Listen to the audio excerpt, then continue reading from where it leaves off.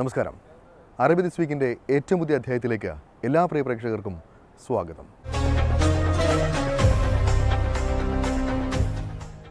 ഖത്തറിലേക്കാണ് ഇത്തവണ അറബി this week യാത്ര തിരിക്കുന്നത്.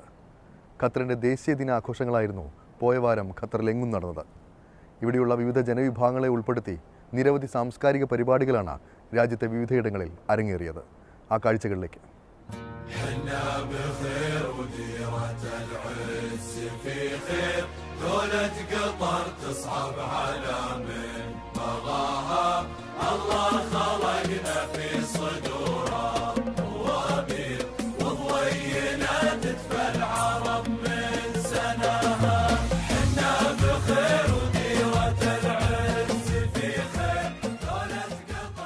ഗസയിലെ ഇസ്രായേൽ ആക്രമണത്തിൻ്റെയും കുവൈത്ത് അമീറിൻ്റെ വിയോഗത്തിൻ്റെയും പശ്ചാത്തലത്തിൽ വലിയ പതിവ് ആഘോഷ പരിപാടികളെല്ലാം ഒഴിവാക്കിയായിരുന്നു ഇത്തവണത്തെ ഖത്തർ ദേശീയ ദിനാഘോഷം.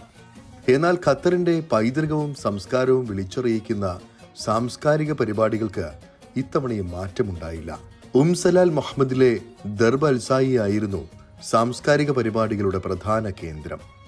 ആധുനിക നാഗരികതയ്ക്കൊപ്പം ദ്രുതഗതിയിൽ വളർച്ച പ്രാപിക്കുമ്പോഴും കടലിൽ മുത്തുവാരിയും മത്സ്യബന്ധനം നടത്തിയും ജീവിതം നയിച്ചിരുന്ന പഴയ തലമുറയുടെ ഓർമ്മകൾ അതുപോലെ പുനർനിർമ്മിച്ചാണ് ദർബൽ സായിലെ സാംസ്കാരിക പരിപാടികളെല്ലാം നടന്നത്.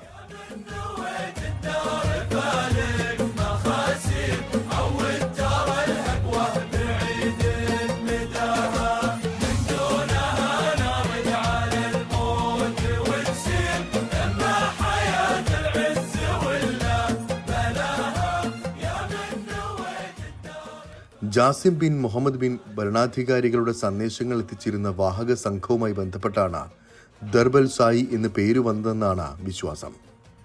ശ്രേഷ്ഠമായ മൂല്യങ്ങളിലും തലമുറകളിലൂടെ കൈമാറിയ സാംസ്കാരിക പൈതൃകവും പ്രതിഫലിപ്പിക്കുന്ന തരത്തിലാണ് പ്രദർശനങ്ങളെല്ലാം ഒരുക്കിയിരുന്നത്.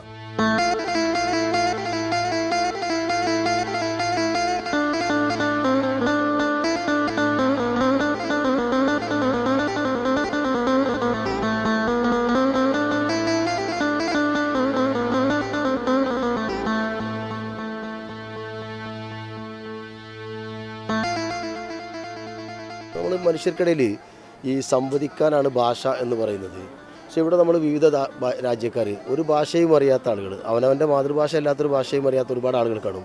പക്ഷെ അവർക്കിടയിൽ കമ്മ്യൂണിക്കേഷന് ഭാഷ ഒരു തടസ്സമല്ല എന്നുള്ളത് ഒരു പക്ഷേ ഇന്ന് ഈ ദർബൽ സായിയും സൂക്ക് വാക്കഫിലൂടെയൊക്കെ നമുക്ക് നടന്നാൽ മനസ്സിലാവും. ഒരുപാട് ആളുകൾ പല രാജ്യത്തെ ഇവർക്കൊക്കെ ഇത് പുതിയ അനുഭവമാണ്. ഇവർ ആദ്യമായിട്ട് ഖത്തറിലുള്ളവരാണ്. അപ്പോൾ സന്തോഷം, നന്നായിട്ട് എൻജോയ് ചെയ്യുന്നുണ്ട് എല്ലാവരും.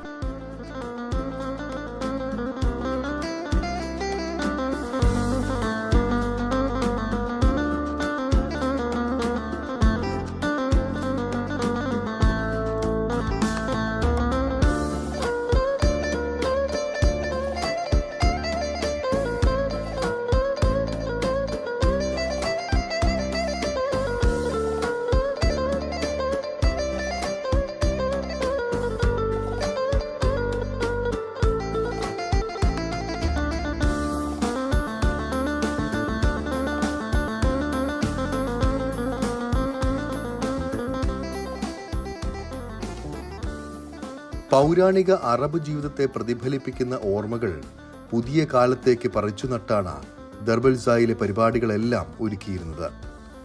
തങ്ങളുടെ പൂർവ്വപിതാക്കൾ താമസിച്ചിരുന്ന പരമ്പരാഗത രീതിയിലുള്ള വീട് പുനർനിർമ്മിച്ചാണ് ഇതിനുള്ള പ്രദർശന നഗരി പോലും ഒരുക്കിയത്. ഗസയിലെ ആക്രമണത്തിന്റെ പശ്ചാത്തലത്തിൽ ഇത്തവണത്തെ ആഘോഷ പരിപാടികളെ സംബന്ധിച്ച് വലിയ ആശയക്കുഴപ്പമുണ്ടായിരുന്നുവെങ്കിലും ഒടുവിൽ പ്രധാന സാംസ്കാരിക പരിപാടികൾ ദർബൽ സായിയിൽ പരിമിതപ്പെടുത്താനായിരുന്നു തീരുമാനം. അതുകൊണ്ട് തന്നെ വളരെ ചുരുങ്ങിയ ദിവസങ്ങൾ കൊണ്ട് പഴമയുടെ പ്രൗഢിയും പൗരാണിക ഭാവങ്ങളുമുള്ള ഖത്തറി ഭവനം നിർമ്മിക്കുക എന്നത് വലിയ വെല്ലുവിളിയായിരുന്നുവെന്ന് സംഘാടകർ പറയുന്നു. കോട്ടയം തിരുവല്ല സ്വദേശി ബ്ലസിൻ ജോർജിന്റെ ഉടമസ്ഥതയിലുള്ള കോസ്വേ ഖത്തർ എന്ന കമ്പനിയാണ് ഏറെ സാഹസികമായ ഈ ദൗത്യം ഏറ്റെടുത്തത്. രൂപകൽപ്പന മുതൽ മരപ്പണികൾ വരെ കൃത്യസമയത്ത് പൂർത്തിയാക്കിയ തൊഴിലാളികളിൽ ഭൂരിഭാഗവും മലയാളികളാണ് എന്നത് ഖത്തറിലെ മുഴുവൻ ഇന്ത്യക്കാർക്കും അഭിമാനമായി. ഖത്തറിൻ്റെ പ്രൗഢിയും പൗരാണികതയും നിറയുന്ന ഒരു ഖത്തറി ഹൗസ് എന്നുള്ള ഒരു ചിന്താഗതിയാണ് മിനിസ്ട്രി ലെവലിൽ അവർക്കുണ്ടായത് ഈ വർഷത്തെ ഖത്തർ നാഷണൽ ഡേക്ക് വേണ്ടി പ്രസൻറ്റ് ചെയ്യുവാൻ. അപ്രകാരം അത് ഞങ്ങളുടെ കമ്പനിയിൽ അത് എത്തപ്പെട്ടു. അങ്ങനെ വളരെ കുറഞ്ഞ സമയം കൊണ്ട് ഞങ്ങൾക്കത് നിർമ്മിക്കേണ്ടി വന്നു. 23 ദിവസം, എക്സാക്ട്ലി പറഞ്ഞു കഴിഞ്ഞാൽ 23 ദിവസം കൊണ്ടാണ് ഈ വർക്ക് കംപ്ലീറ്റ് ചെയ്തത്. ഇത് ഏകദേശം 15,000 സ്ക്വയർ ഫീറ്റ് ഏരിയ ഉള്ള ഒരു കെട്ടിട സമുച്ചയമാണിത്. ഇതിനകത്തെ പ്രത്യേകത എന്ന് പറയുന്നത് ഖത്തറിൻ്റെ പ്രൗഢിയും പൗരാണികതയും വിളിച്ചോതുന്ന ഒരു ബിൽഡിംഗാണ്. ഇതിൽ കടന്നു വരുന്ന പഴയ ആൾക്കാർ നിറകണ്ണോടുകൂടി ഇറങ്ങിപ്പോകുന്നത് ഞങ്ങൾ കഴിഞ്ഞ ദിവസം കാണുവാനിടയായി തീർന്നു. അത്ര ഫീലാണ് ഈ ബിൽഡിങ്ങിനകത്ത് അത് ചെയ്തിരിക്കുന്നത്. അത് ഞങ്ങൾക്ക് ചെയ്യുവാൻ കഴിഞ്ഞതിൽ കോസ്വേ ഖത്തർ എന്ന കമ്പനിക്ക് വളരെ അഭിമാനമാണ്. ഈ ഖത്തറിൽ ഇത് ഞങ്ങൾക്ക് ചെയ്യുവാൻ കഴിഞ്ഞതിൽ. ഇതിൻ്റെ പിന്നിൽ മിനിസ്ട്രി ഓഫ് കൾച്ചർ, അപ്പോൾ തന്നെ മിസ്റ്റർ അബ്ദുള്ള അൽഗാനം, അദ്ദേഹമാണ് ഇതിനു വേണ്ട എല്ലാ മാർഗ്ഗനിർദ്ദേശങ്ങളും ഞങ്ങൾക്ക് നൽകിയത്. ഏകദേശം ഞങ്ങൾ ആദ്യത്തെ മീറ്റിംഗ് ഒരു 6 മണിക്കൂറാണ് ഇരുന്നത് ഇതിൻ്റെ ഡീറ്റെയിൽസിന് വേണ്ടി. ഈ ഡീറ്റെയിൽസ് വളരെ ഈസി അല്ല ഇങ്ങനെ ഉണ്ടാക്കിയെടുക്കുക എന്നുള്ളത്, നോട്ട് ഈസി.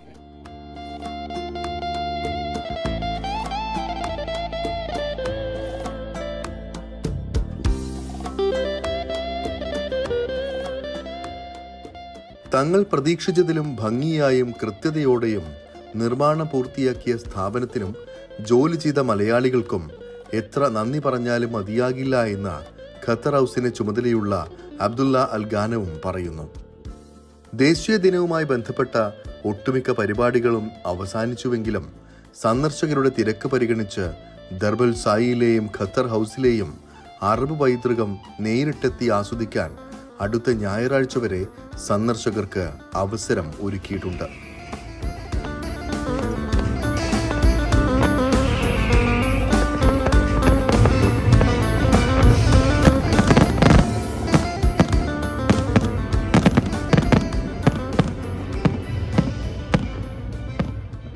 ഖത്തറിൻ്റെ ദേശീയ ദിനത്തോടനുബന്ധിച്ച് ഖത്താറ സാംസ്കാരിക വില്ലേജിൽ നടന്ന പെയിൻറ്റിംഗ് പ്രദർശനം ശ്രദ്ധേയമായിരുന്നു.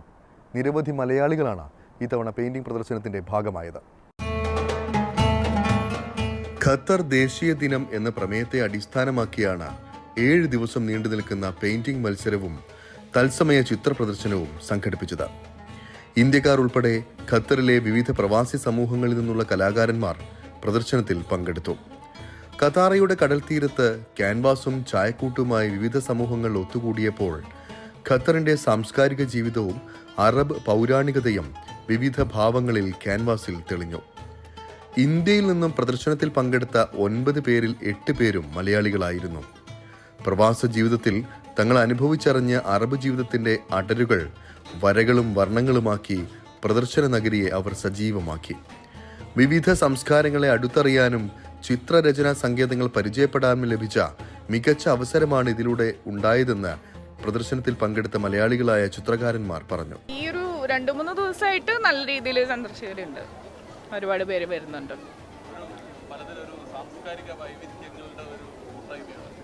അതെ അതെ അതെ, ഓരോരുത്തർക്കും ഡിഫറെൻറ്റ് ടേസ്റ്റാണ് അവർക്ക്.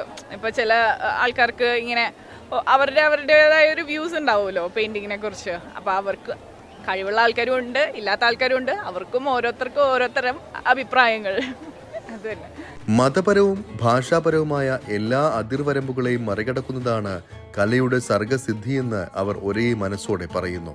എങ്ങനെയാണ് ഒരു കലയെ അല്ലെങ്കിൽ ഒരു കല ഒരു സമൂഹത്തിന് മുതൽക്കൂട്ടാവുന്നത് എന്ന് മനസ്സിലാക്കിക്കൊണ്ടുള്ള ഒരു പ്രതികരണമാണ് ഓരോ വ്യക്തികളുടെയും. അത് ഖത്തറിയായാലും മറ്റു രാജ്യക്കാരായാലും ഒരു പരിധിവരെ നമ്മുടെ നാട്ടുകാർ ഇവിടെ വന്നു കഴിയുമ്പോൾ അത് വളരെ വ്യക്തമായിട്ട് മനസ്സിലാകുന്നുണ്ട്. നമ്മുടെ നാട്ടിൽ ഈ കലാ ആസ്വാദന സംസ്കാരം രൂപപ്പെട്ടിട്ടില്ല. പ്രത്യേകിച്ച് വിദ്യാഭ്യാസത്തിൽ അത് അനിവാര്യമാണ്. വിവിധ സംസ്കാരങ്ങളുമായി ഇടപഴകാനും പരസ്പരം അടുത്തറിയാനും പ്രദർശനം സൗകര്യമൊരുക്കിയെന്ന് ഖത്തരി ചിത്രകാരിയും എഴുത്തുകാരിയുമായ മുന 24-നോട് പറഞ്ഞു. It's very nice. This experience give us more benefit when you meet to other people's artists. You will take from them the experience and you will give them your experience. Yeah, experience to cultural interaction. Yeah, it's very nice.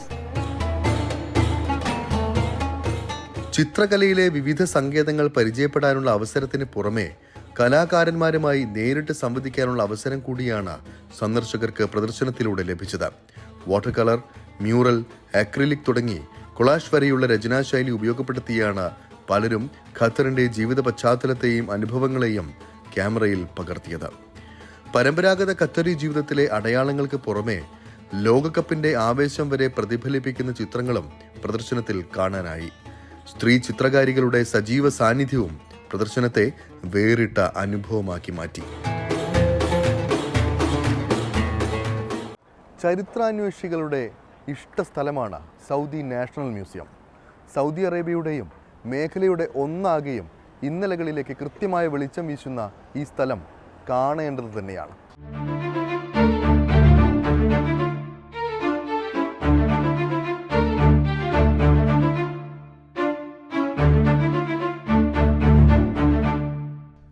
പുരാതന Arabian ഉപദ്വീപിന്റെ ചരിത്രവും നാഗരികതയും സമ്പൽ സമൃദ്ധമാണ്.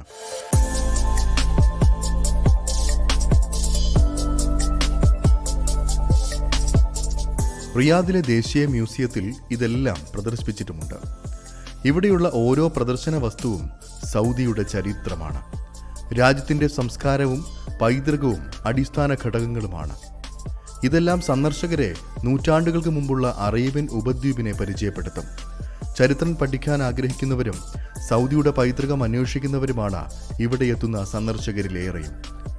സൗദിയുടെ വിദൂര ദിക്കിൽ നിന്നുള്ള സ്വദേശികളും വിദേശികളുമാണ് ഇവിടുത്തെ സന്ദർശകർ. വിദേശ രാജ്യങ്ങളിൽ നിന്നുള്ള പഠന സംഘങ്ങളും നയതന്ത്ര ഉദ്യോഗസ്ഥരും ഇവിടെ സന്ദർശിക്കുക പതിവാണ്.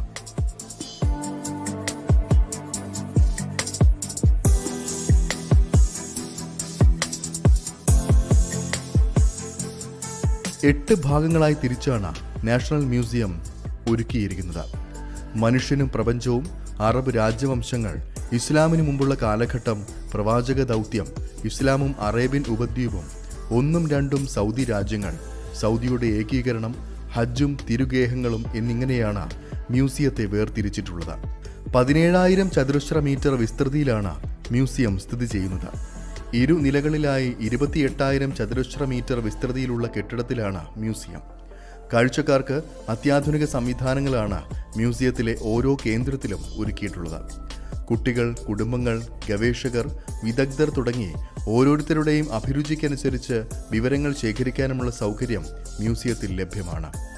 ഭൂമിയുടെ ഉപരിതലത്തിലുണ്ടായ വ്യതിയാനവും അത് മനുഷ്യനിലുണ്ടാക്കിയ മാറ്റവും പരിചയപ്പെടുത്തിക്കൊണ്ടാണ് പ്രദർശനം ആരംഭിക്കുക.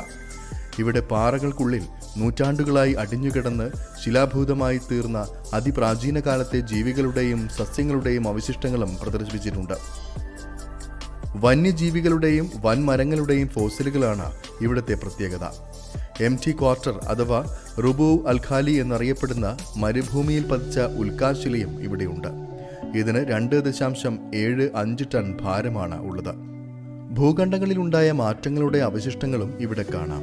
ഫോസിലുകൾക്ക് പുറമെ ധാതുക്കൾ, പാറകൾ എന്നിവയ്ക്ക് പതിറ്റാണ്ടുകൾ മാറിമറിഞ്ഞപ്പോഴുണ്ടായ ഘടനാപരമായ മാറ്റവും പ്രദർശനത്തിന് ഒരുക്കിയിട്ടുണ്ട്.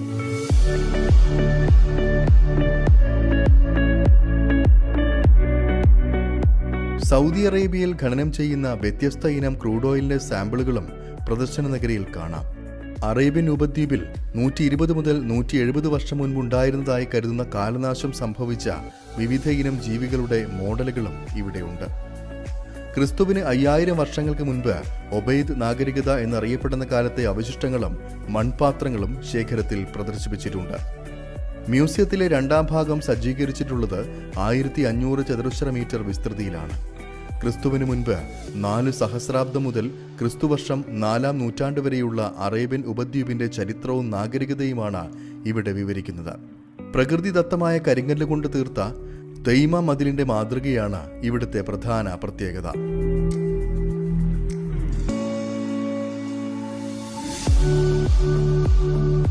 തൈമ മതിലിന് എതിർവശമായി നിരവധി പാറകളുടെ സ്ലാബുകൾ പ്രദർശിപ്പിച്ചിരിക്കുന്നതും കാണാം. ഇതിന് ഏകദേശം 4 മീറ്റർ ഉയരമുണ്ട്. തബൂക്ക് പ്രവിശ്യയിലെ ഖുബയിൽ നിന്ന് കണ്ടെത്തിയവയാണ് ഇവ. വൈവിധ്യമാർന്ന സംസ്കാരം നിലനിന്നിരുന്ന പുരാതന താജ് പട്ടണത്തിലെ പര്യവേഷണങ്ങളിൽ സുപ്രധാന കണ്ടെത്തലുകളാണ് താജ് ഗോൾഡൻ ട്രഷർ. അജ്ഞാതരാജ്ഞിയുടെ സമ്പത്തെന്നും ഇതറിയപ്പെടുന്നുണ്ട്. സ്വർണ്ണ ഉരുപ്പടികളും നാണയങ്ങളും ഇവിടെ നിന്ന് കണ്ടെത്തി. മൃഗങ്ങളുടെ നഖമുള്ള കാൽ, വെങ്കലത്തിൽ തീർത്ത സിംഹത്തിന്റെ തല, സ്വർണം ഉപയോഗിച്ച് ആദിവാസികൾ നിർമ്മിച്ച കലാവസ്തുക്കൾ എന്നിവ ഇവിടെ പ്രദർശിപ്പിച്ചിട്ടുണ്ട്. പ്രവാചകന്റെ ദൗത്യവും ചരിത്രവും വിശദീകരിക്കുന്ന സുപ്രധാന വിഭാഗവും മ്യൂസിയത്തിലെ 4ാമത്തെ ഹാളിൽ ഒരുക്കിയിട്ടുണ്ട്. 350 ചതുരശ്ര മീറ്ററിലാണ് പ്രവാചകന്റെ ചരിത്രം ആലേഖനം ചെയ്തിട്ടുള്ളത്. പ്രവാചകന്റെ ഗോത്രം, കുടുംബം, വിവാഹം, പ്രധാന സംഭവവികാസങ്ങൾ, മദീനയിലേക്കുള്ള യാത്ര എന്നിവ ഇവിടെ കാണാം. മദീനയിലേക്ക് ഹിജ്റ പോയതും മക്കയിലേക്ക് മടങ്ങിയതും പാതകളും സ്ഥലനാമങ്ങളും അടയാളപ്പെടുത്തിയ ഭൂപടവും ഇവിടെ പ്രദർശിപ്പിച്ചിട്ടുണ്ട്. മ്യൂസിയത്തിന്റെ 5ാമത്തെ വിഭാഗത്തിൽ അറേബ്യൻ ഉപദ്വീപിലെ ഇസ്ലാമിനെയാണ് പരിചയപ്പെടുത്തുന്നത്. ഇസ്ലാമിക യുഗത്തിന്റെ ഉത്ഭവം, മദീനയിലെത്തിയ പ്രവാചകൻ എന്നിവ ഇവിടെ പരിചയപ്പെടുത്തുന്നു. മ്യൂസിയത്തിന്റെ 6ാം വിഭാഗം 2 സെഷനുകളായി തിരിച്ചിട്ടുണ്ട്. അതിൽ ആദ്യത്തേത് ഇമാം മുഹമ്മദ് ബിൻ സൗദ്, സാമൂഹിക പരിഷ്കർത്താവും പണ്ഡിതനുമായ മുഹമ്മദ് ബിൻ അബ്ദുൽ വഹാബിനെ ദിരയയിൽ സന്ദർശിച്ചതുമായി ബന്ധപ്പെട്ട ചരിത്ര സംഭവങ്ങൾ വിവരിക്കുന്നു. 2ാം വിഭാഗത്തിൽ 1901 കിങ് അബ്ദുൽ അസീസ് റിയാദ് കീഴടക്കി സൗദിയെ ഏകീകരിക്കുകയും ആധുനികവൽക്കരണത്തിലേക്ക് നയിക്കുന്നതിൻ്റെയും നേർരേഖകൾ മ്യൂസിയത്തിന്റെ 7ാം വിഭാഗത്തിൽ ഉൾപ്പെടുത്തിയിരിക്കുന്നു. മ്യൂസിയത്തിലെ അവസാന ഭാഗം ഹജ്ജ്, തിരുഗേഹങ്ങൾ എന്നിവയെ പരിചയപ്പെടുത്തുന്ന വിഭാഗമാണ്. 800 ചതുരശ്ര മീറ്റർ വിസ്തൃതിയിൽ മസ്ജിദുൽ ഹറം, മസ്ജിദുൻ നബവി, പുണ്യനഗരങ്ങളിലെ വികസന പ്രവർത്തനങ്ങൾ എന്നിവ പുനരാവിഷ്കരിച്ചിട്ടുണ്ട്. അറേബ്യൻ ഉപദ്വീപിന്റെ ചരിത്രവും പൈതൃകവും സമഗ്രമായി വിവരിക്കുന്നു എന്നതാണ് നാഷണൽ മ്യൂസിയത്തിന്റെ പ്രത്യേകത.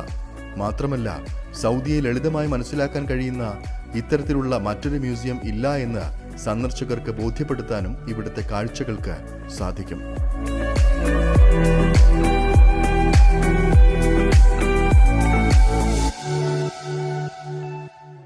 അറബി ദിസ് വീക്കിൻ്റെ ഈ ഒരു അധ്യായം ഇവിടെ പൂർണ്ണമാവുകയാണ്. അറബി നാടുകളിലെ കൂടുതൽ കൗതുക കാഴ്ചകളും വിശേഷങ്ങളുമായി അറബി ദിസ് വീക്ക് അടുത്തയാഴ്ച ഇതേ സമയം ഇതേ ദിവസം. നമസ്കാരം.